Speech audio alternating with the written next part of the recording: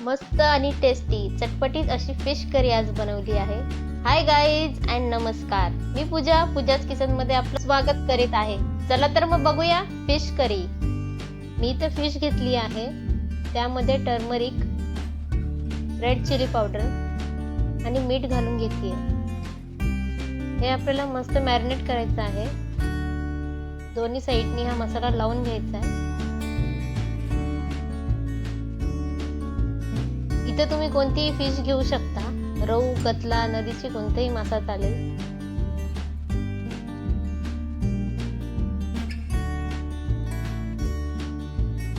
हे छान मॅरिनेट आपल्याला करायचं आहे 15 मिनिटं।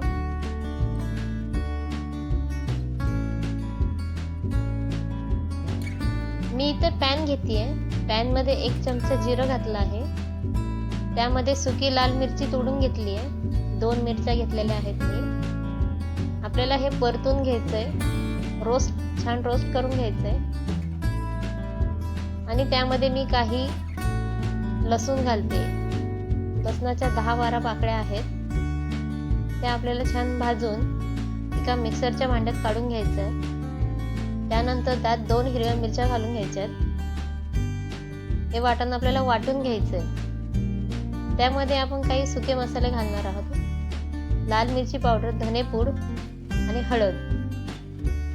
हे घेऊन त्यामध्ये थोडं पाणी घालून हे मिश्रण वाटून घ्यायचंय। हा आपला मसाला आहे। इथे एक पॅन घेतला आहे, पॅन मध्ये थोडं तेल घालून घ्यायचंय। यामध्ये आपल्याला त्या मॅरिनेट केलेल्या फिश फ्राय करून घ्यायच्या आहे। मी इथे सगळ्या फिश घालून घेतलीये। गॅसची फ्लेम कमी ठेवायची आहे, मीडियम फ्लेम वरच आपल्याला त्या परतून घ्यायच्या। दोन्ही साइडनी छान परतून घ्यायच्या आहेत।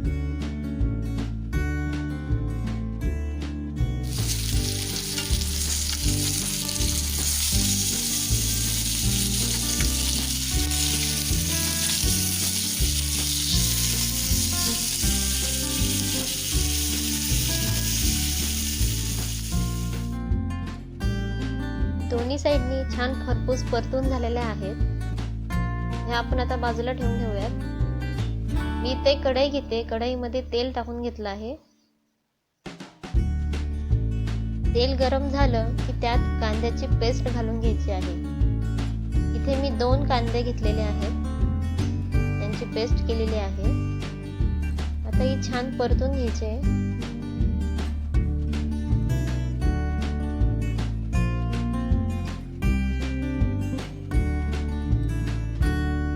इथे बघा, कांदा छान परतला गेला आहे, त्यात मी काही कढीपत्त्याची पानं घालतेय।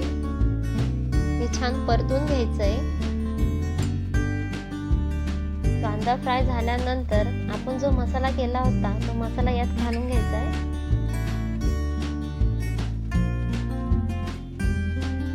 कमी गॅस ठेवूनच हा मसाला परतून घ्यायचा आहे।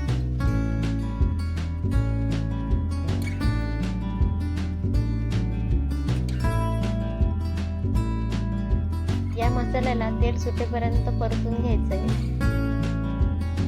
कांदा छान परतला की त्यामध्ये आपण चिंचाचं पाणी घालून घ्यायचं आहे।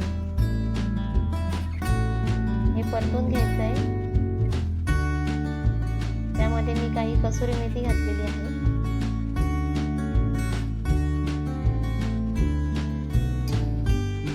हा मसाला परतून घेतला की त्यामध्ये थोडं पाणी घालून घ्यायचं आहे।